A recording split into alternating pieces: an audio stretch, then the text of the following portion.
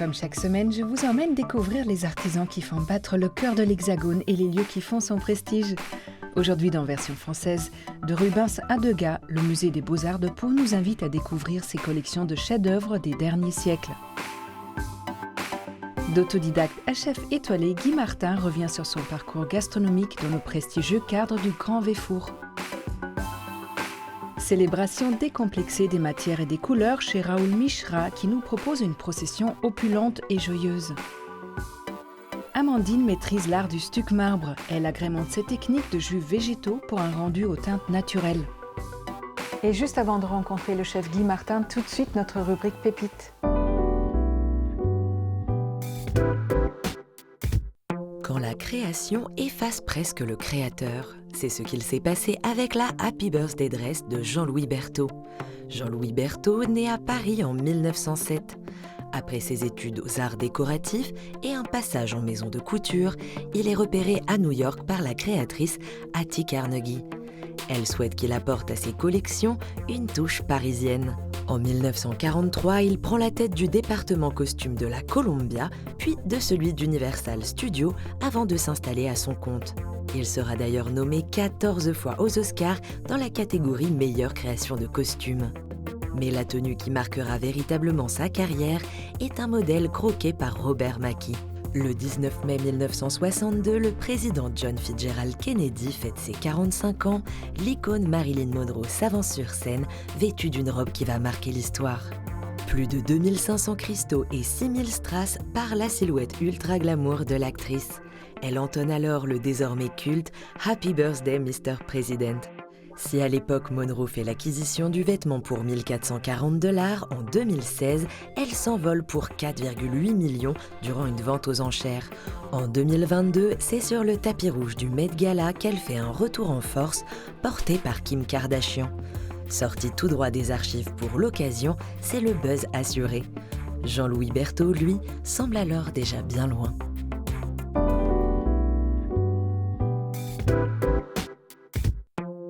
C'est aux portes des Pyrénées que se trouve le musée des Beaux-Arts de Pau, découverte de ses trésors picturaux préservés.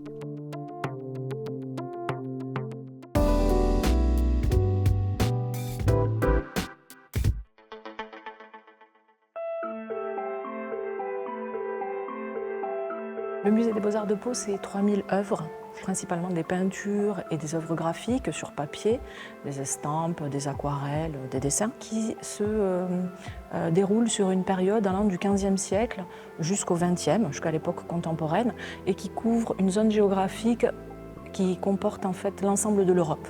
Voilà, on a toutes les écoles européennes qui sont représentées dans la collection, évidemment la peinture française, italienne, espagnole, mais aussi flamande. Créé à l'initiative de l'architecte Charles Lecoeur, qui souhaitait bénéficier du bon air de la montagne et de la Société des Amis des Arts de la ville de Pau, le musée des Beaux-Arts et sa première collection ont vu le jour en 1864. Une collection qui s'est petit à petit étoffée grâce à des dons, des legs et de nombreux achats, et qui depuis 1931 est abritée par cette belle construction de l'architecte parisien Jacques Rullier.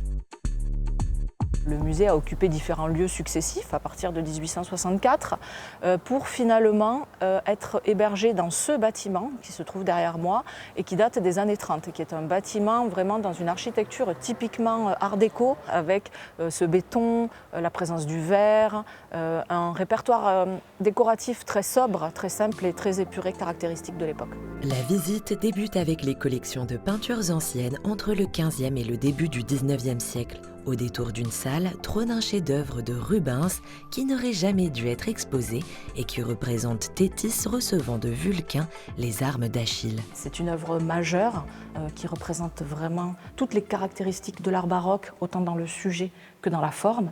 Par ailleurs, c'est une œuvre qui est intéressante parce qu'elle n'aurait pas dû être montrée. Vous ne devriez pas pouvoir la voir.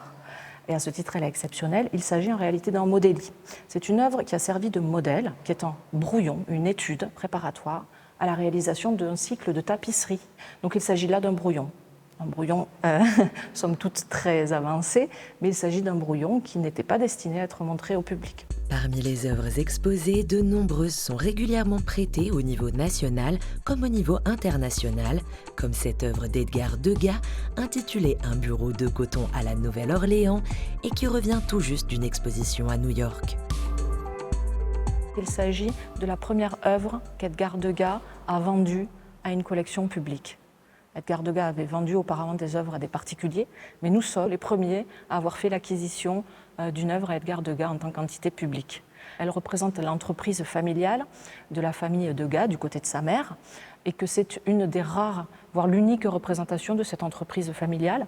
Par ailleurs, elle a été peinte, cette œuvre, lors de l'unique voyage qu'Edgar Degas a fait à la Nouvelle-Orléans, aux États-Unis, pour rendre visite justement à la branche familiale du côté de sa mère. Œuvre unique, peinte durant ce voyage unique.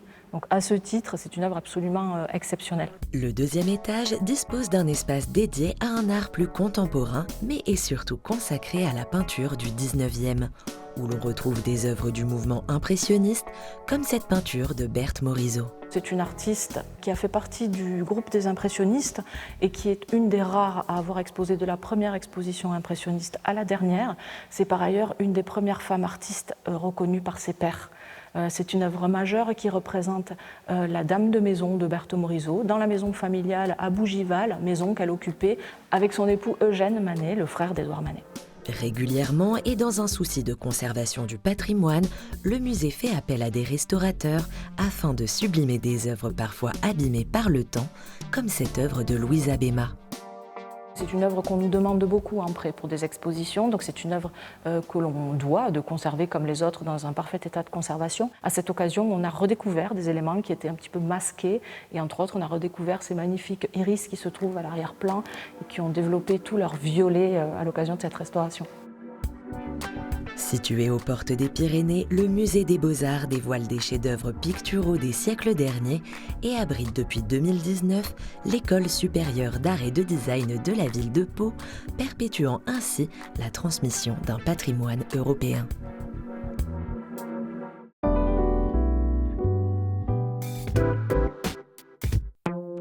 Le chef Guy Martin nous parle amour des produits et transmission à travers un portrait intimiste et gourmand. C'est notre invité du jour.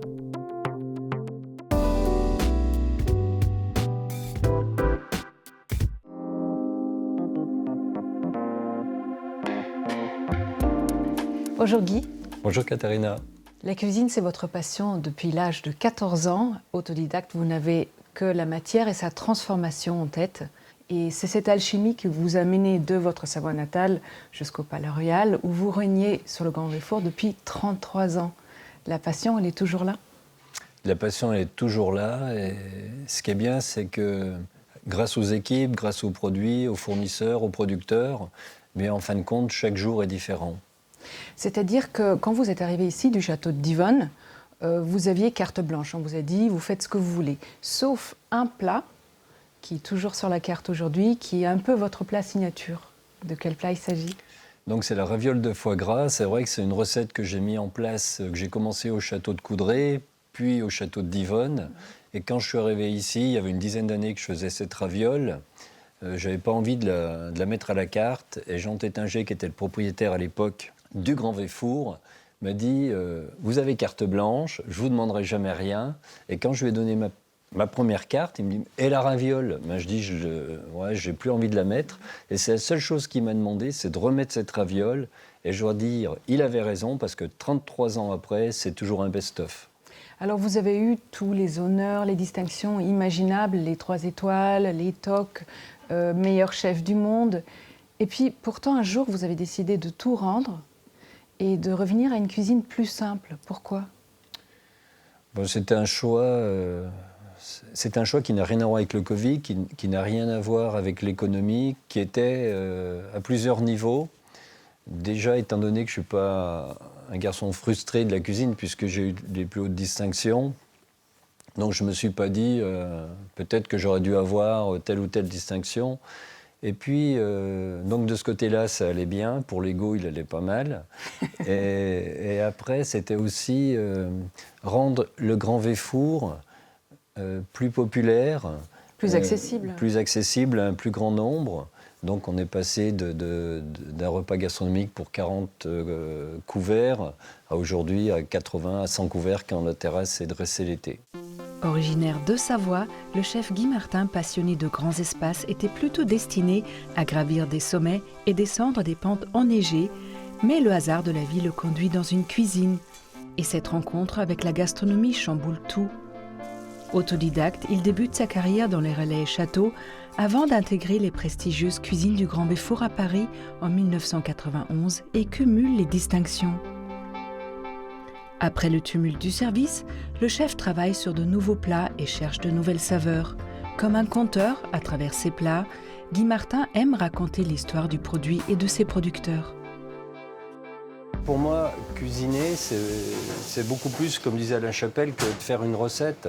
C'est remonter, par exemple là, on est sur du homard, avec des asperges des Landes. C'est comme si je me promenais dans les Landes, avec la marée, tout ce que dégage le vent, qui vont dans ces forêts de pins où poussent les asperges. La Bretagne, c'est pareil, c'est un retour vers Trégastel, vers Ploumanac, vers cette Bretagne que j'adore. Quand on a la chance de connaître nos fournisseurs, nos producteurs, il y a un lien qui se crée et c'est vrai qu'on cuisine différemment.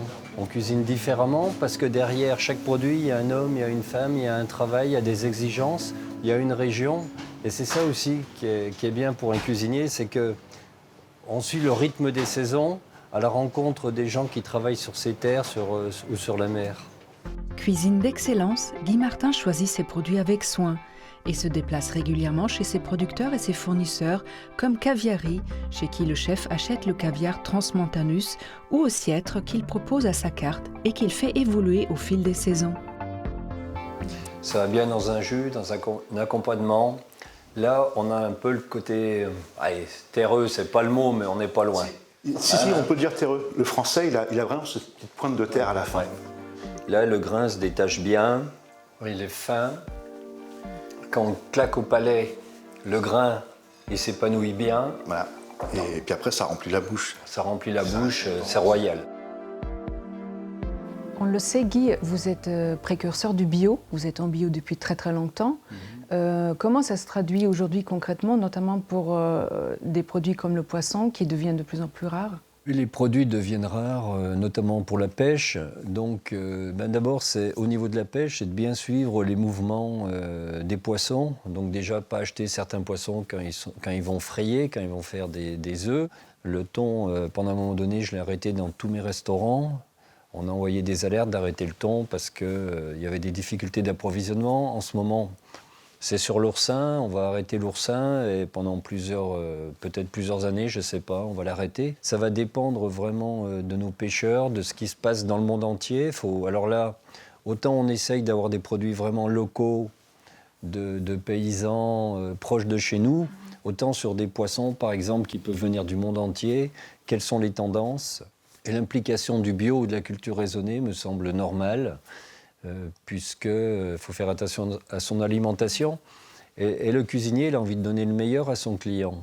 Il n'a pas envie de cuisiner des choses pas bonnes. Donc pour moi, c'est naturel de faire des choses naturelles. Guy, vous étiez élu meilleur chef du monde par les Japonais. Je pense qu'on ne peut pas parler de vous sans parler du Japon, sans cette influence qu'a eu le Japon pour vous, sur votre cuisine, sur peut-être aussi une certaine philosophie.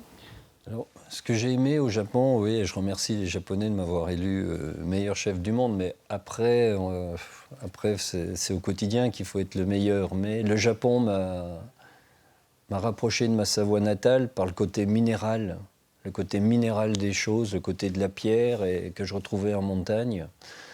Et en même temps, c'est formidable de travailler avec les Japonais parce qu'ils sont rigoureux, ils ont des produits incroyables et les régions sont tellement belles. Donc j'ai eu pendant plusieurs années un restaurant, j'ai conseillé des groupes là-bas et je conseille toujours des groupes là-bas. Ce qui est formidable avec le Japon, c'est un peu comme la France. Il y a une diversité sur la cuisine, il y a une diversité des paysages. J'ai formé beaucoup de chefs. On avait ouvert une école au Japon où la plupart des grands chefs japonais sont venus dans cette école en formation. Donc j'ai vraiment des très très bons amis. Et le Japon, la première fois, ça a été un choc culturel, un choc des paysages. Et c'est un pays que j'affectionne particulièrement. Une passion pour le Japon qu'il partage avec Alain Himmel, chef consultant à ses côtés depuis plusieurs années. Il collabore avec lui sur l'élaboration de certaines recettes et lors de grandes réceptions. Une cuisine un petit peu en connotation asiatique, j'aime beaucoup. C'est une personne très très intéressante, des connaissances culinaires assez impressionnantes. Et donc c'est surtout sur des nouveaux projets, nouvelles recettes qu'on discute ensemble. Un échange au quotidien que le chef partage avec une équipe multiculturelle. Certains l'accompagnent depuis ses débuts et d'autres plus jeunes qu'il aime former. On a vraiment un métier de passeur. Il faut montrer aux jeunes, il faut les aider, il faut les soutenir. Et surtout, ce qui est important, c'est tout ce qu'on fait, fais-le avec amour, quoi. C'est ça qui est important, c'est est-ce qu'on a donné le meilleur de soi-même à chaque fois. C'est comme une équipe de hand en fin de compte, parce que dans une équipe de hand, tout le monde attaque, tout le monde défend. En cuisine, tout le monde est là ensemble au même moment. Et c'est vrai qu'au quotidien, ça me fait plaisir d'être dans cette cuisine, au milieu de mes collaborateurs. Malgré le fait qu'aujourd'hui vous faites une cuisine un peu plus simple qu'avant, quand vous étiez étoilé évidemment, c'est un métier extrêmement physique. Vous êtes en cuisine, on l'a dit, midi et soir. Comment vous tenez le rythme? C'est la passion, c'est aussi mes origines savoyardes. Et je pense que la Savoie m'a appris le travail. J'ai fait un peu de sport, la résistance, l'endurance. C'est la passion, la foi de ce qu'on fait. Et moi, il y a des métiers beaucoup plus pénibles encore. Un chef est forcément gourmand. Quelle est votre faiblesse? Quelle est votre gourmandise? Oh ben, j'en ai plein de gourmandises. J'adore les gâteaux, les bonbons, la tarte aux pommes. C'est le sucré. Ouais, le sucré, mais après le salé, bien sûr. Merci Guy. Merci.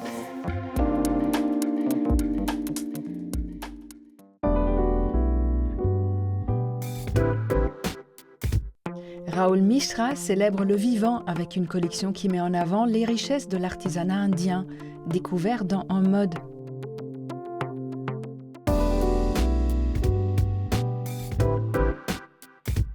Des chandeliers de cristal, une libellule plaquée dans une boîte de pétri de luxe, des hommes et des femmes vêtus de paillettes dans un cortège opulent.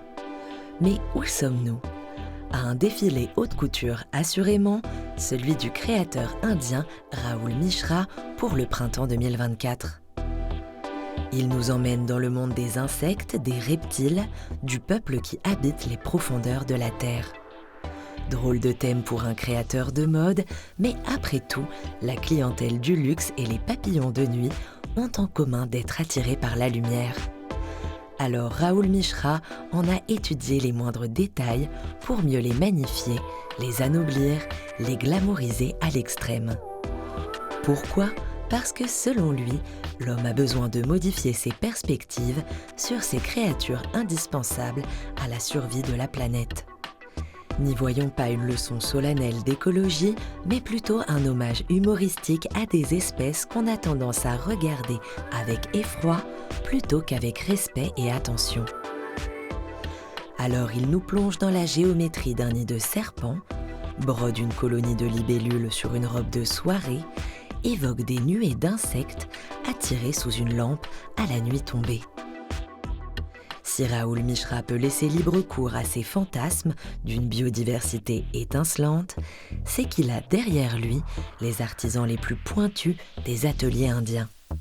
Au cœur de sa démarche est ancrée la volonté de faire vivre ses savoir-faire traditionnels et ancestraux, tout en valorisant les différentes communautés d'artisans locaux.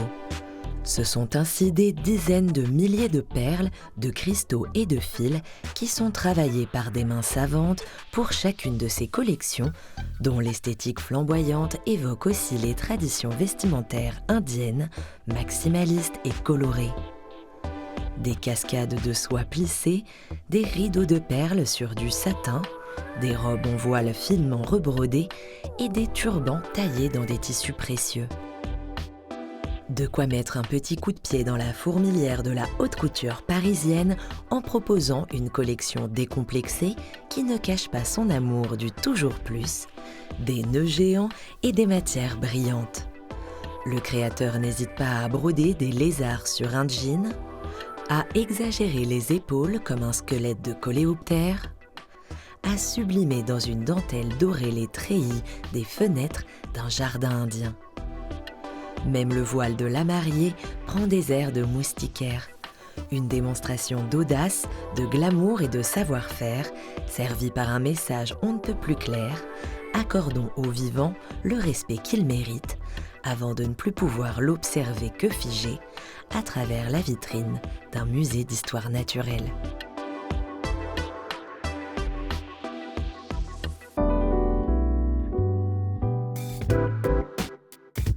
Mélange de plâtre, de colle et d'eau, le stuc marbre reproduit la pierre dont il tire son nom, une technique fascinante que nous présente l'artiste Amandine Antunes.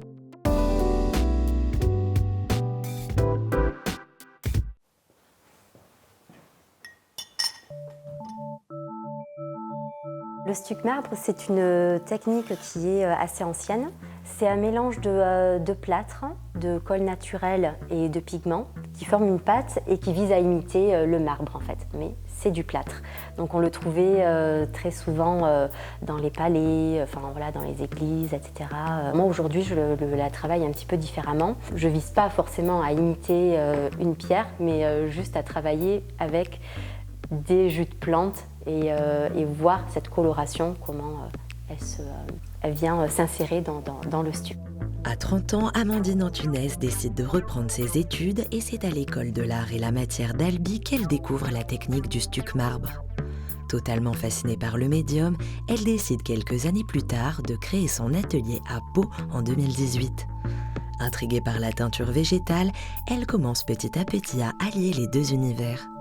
Pionnière dans cette démarche, elle imagine aujourd'hui des œuvres uniques avec le jus de plantes et de fleurs qu'elle cueille.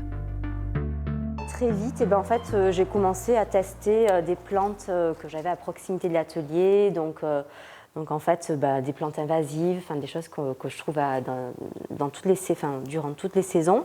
Voilà, je les coupe, soit je fais des extractions à froid ou alors je fais des décoctions. Donc là, je vais préparer par exemple une extraction à froid. Une addition à la technique originelle toute particulière qui lui permet d'avoir des couleurs uniques et qui ne sont pas figées. Le fait de travailler maintenant avec des jus de plantes, déjà si on veut reproduire une couleur, c'est impossible en fonction de comment la plante a pris le soleil, comment elle s'est nourrie en eau, qu'est-ce qu'il y avait dans l'eau. En fait, avec une même recette, on va avoir des couleurs différentes. Donc déjà, ça c'est quelque chose qui est magique en fait. Et puis le fait de mélanger ces jus colorés de plantes dans le plâtre, je vois en fait que les couleurs évoluent dans le temps. Tous les jours, je vais faire un mélange qui va m'offrir quelque chose de différent. Ces colorations prêtes et assez infusées, Amandine prépare sa pâte de stuc qui est un mélange de plâtre, d'eau et de colle naturelle. Une fois qu'elle obtient une consistance d'appareil à pain, Amandine l'étale et la déchire pour créer des espaces et des interstices. Et alors en fait, je coupe des tranches. Alors soit je peux couper des tranches comme ça de plâtre, que après je viens étaler. Et après, entre cette pâte-là, en fait, je vais insérer, je vais mettre des jus que je viens de préparer. Donc là, un petit jus de rumex. Là, ici, on a par exemple des restes de pelure d'oignon, en fait, de peau d'oignon. Et donc, je viens mélanger cette couleur. Donc, c'est très, très léger. Ça ressemble à de la cuisine. Et en fait, ça va venir s'infuser, se propager dans le plâtre en créant des veinures en fait, qui vont rappeler celles du marbre. Délicatement et instinctivement, Amandine joue avec les couleurs et laisse la magie opérer. Les nuances se rencontrent et se faufilent dans les interstices pour petit à petit imiter les veinures du marbre. Puis avec une spatule, elle aplatit sa pâte pour lui donner une forme et accentuer le mélange. Une étape qu'Amandine aime prendre comme un jeu. C'est comme peindre un tableau en fait. On y va par petites couches successives et en fonction de comment la couleur vient se poser, on vient ajuster la nuance, mettre un petit peu de texture, un peu plus de texture à droite, à gauche. Au gré de ses envies et de ses commandes, qu'elles soient pour des architectes des galeries d'art parisiennes et paloises ou encore pour des particuliers, Amandine laisse s'exprimer la rencontre du stuc et de ses colorants végétaux pour créer des nuances uniques et des tableaux poétiques aux variations qui rappellent celles de la nature.